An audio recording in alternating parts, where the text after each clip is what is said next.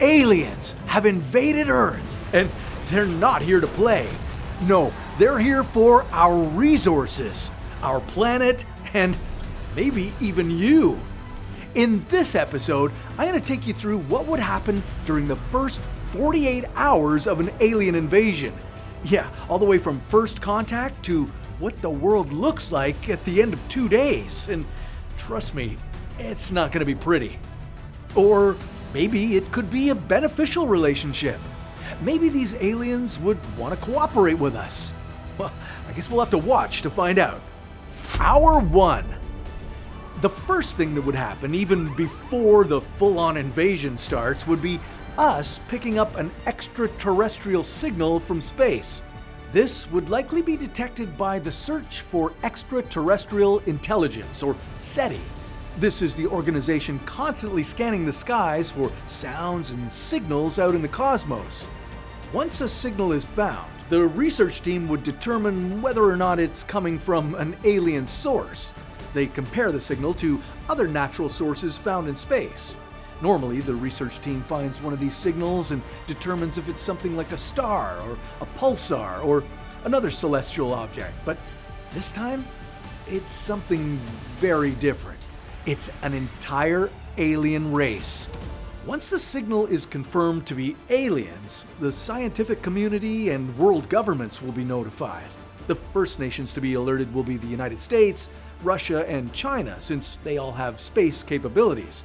At first, governments will try their best to keep this information secret. They know that the news of an alien invasion would mean absolute chaos for the world. But shortly after the discovery, it'll be clear they don't have a choice. Hour 5. Okay, things are moving fast. The aliens have now landed on Earth. Scientists have tried contacting them, but have received no response. Silence.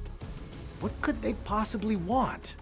And who are these alien creatures? Now, imagine if the aliens that attacked our planet weren't just powerful, but terrifying monsters with incredibly sharp hearing. They'd pinpoint the slightest sound to hunt and kill. Could we defend ourselves against something like that? Well, you don't need to imagine it, because that's precisely what you're up against in the new game A Quiet Place: The Road Ahead.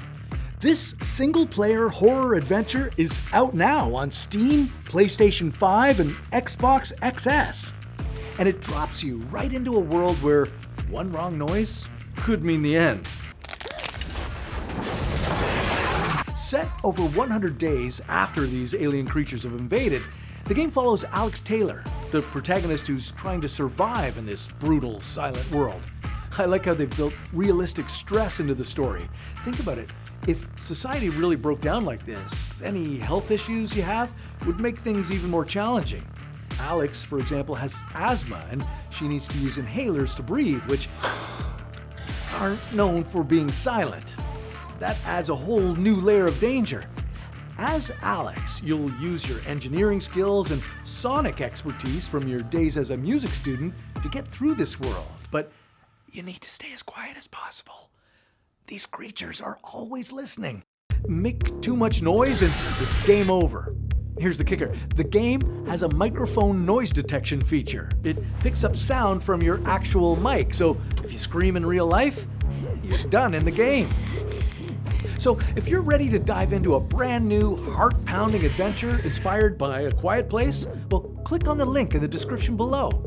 I haven't been able to put this thing down for hours since I started playing, but I probably should, because I've got some real aliens to deal with.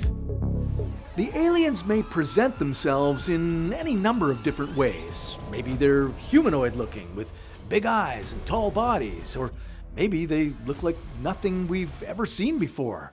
They've likely adapted to whatever alien environment they've evolved in and become creatures we can't even imagine. Another theory? Maybe these aliens aren't organic at all, but are instead artificial intelligence. Yeah, the more I think about it, the more I think this theory might ring true.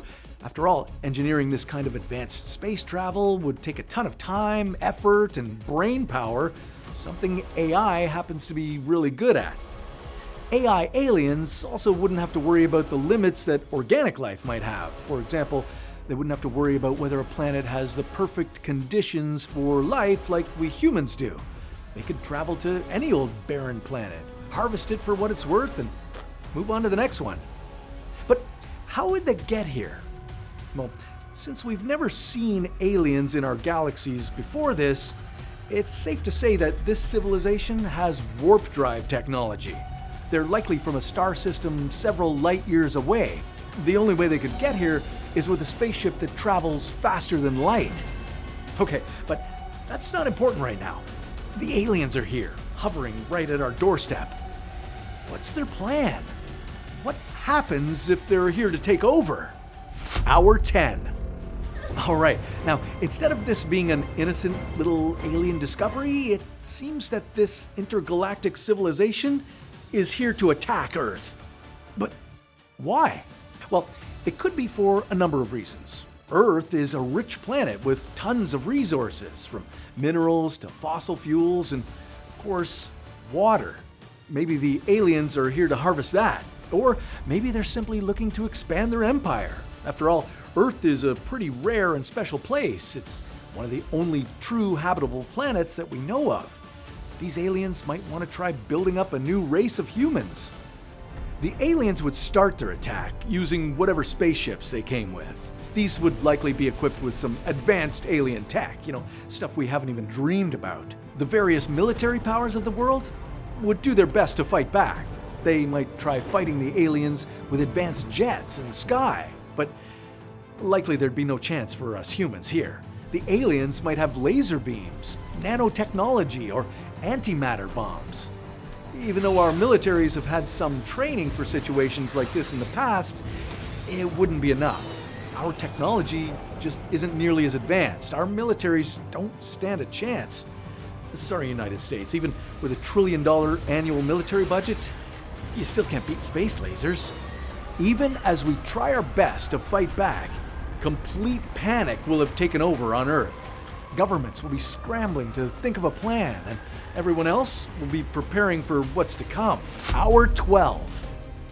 Every single military force in the world has now joined forces to fight off the aliens. Things are looking desperate. Extreme measures like nuclear weapons are being considered, but governments are choosing to hold off on those until they have no other choice, because firing off nukes would mean catastrophe for all life on Earth. The aliens are attacking key infrastructure on our planet. Yeah, they're not just destroying every bright, shiny light or firing into crowds of people. Remember, this is an advanced civilization. They're calculated in this attack plan. They'd be going after our military bases, power grids, and transportation systems.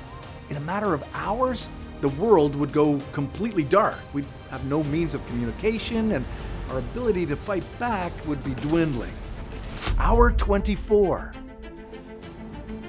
Okay, it's been one full day since we made contact with the aliens. World powers have been doing their best to try to negotiate and communicate with them, but no luck. Civilians have been forced to evacuate every major city. They're racing to remote locations where they can hide out in hope of survival. And while civilians are trying to survive, scientists would be doing their best to reverse engineer any alien technology that they might be able to get their hands on. Maybe the aliens are using biological weapons to take us out. Well, scientists would be racing to create vaccines, preventative measures, or treatments. Hour 30. 30 hours into this invasion, the world's military efforts could be crushed. If the alien technology is so vastly superior, which we're assuming it is, our militaries wouldn't stand a chance. Key military locations like air bases and naval fleets would be destroyed or severely weakened. Our main hope now is guerrilla warfare by civilians. We'd need to fight back or protect ourselves with whatever weapons we have or could make. The people of the United States would be in better shape than most of the rest of the world. There are nearly 500 million privately owned firearms in the country, which hopefully would help them when it comes to fighting aliens. But for what's coming next, we might have no chance against it, no matter what weapons we have. But before we get to that, let's pause a second. let's take a step back and look at the possibility of an advanced alien race not being hostile. This doesn't have to be War of the Worlds, does it? Well, there are a couple of different theories. There's a good chance that a civilization this advanced would have had to evolve ethically and peacefully. Historically, societies with tons of conflict and war easily destroy themselves. So, for a society to get this far, it might be peaceful and not want to start a fight. Another theory is that aliens wouldn't be interested in or need Earth's resources. Depending on their needs, space is full of all sorts of different materials. Energy from stars, rare minerals found in asteroids. Earth might just be another planet with resources aliens could find elsewhere, so why go after us? And then there's the galactic zoo theory. Maybe aliens just want to observe us. We could be like a nature conservatory for the alien race. They want to watch and study us, but not interfere with our evolution or progress. Maybe over time they'd want to cooperate with us. But maybe none of that would happen. Maybe these aliens want to conquer us in order to prevent any kind of future destruction we might cause. Let's go back to our timeline. Hour 36. Okay, now things are getting really serious. With our governments destroyed, cities in peril, and all of society in chaos, the aliens are looking to execute the next phase of their plan. They're gonna terraform Earth, modify us. This could be done in a number of ways.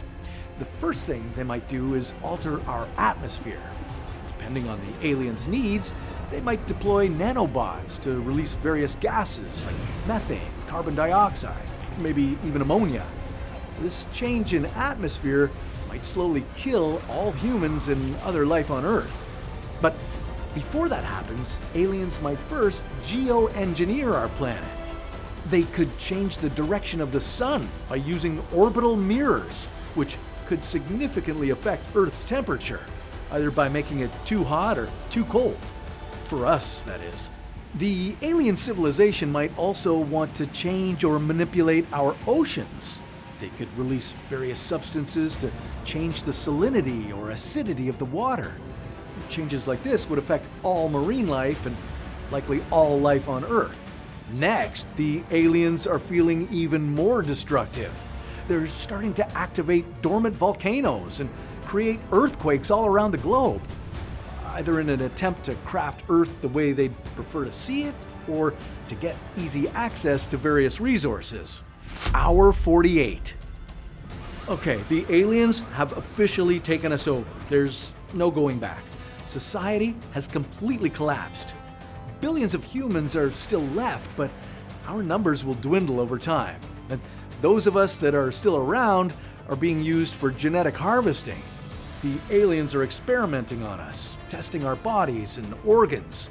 They might also want to study our brains. They might use our memories or neurological capabilities for complex math equations or computing other kinds of information.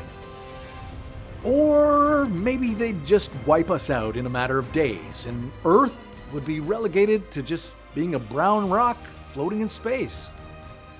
Okay, hopefully something like this never happens. Remember, this is all speculation. Like we explored a bit earlier, maybe these aliens could be our friends. Maybe they're a civilization that wants to join together and build an intergalactic community with us. You know, they might even be a Type 3 civilization from the future. But that sounds like a story for another What If.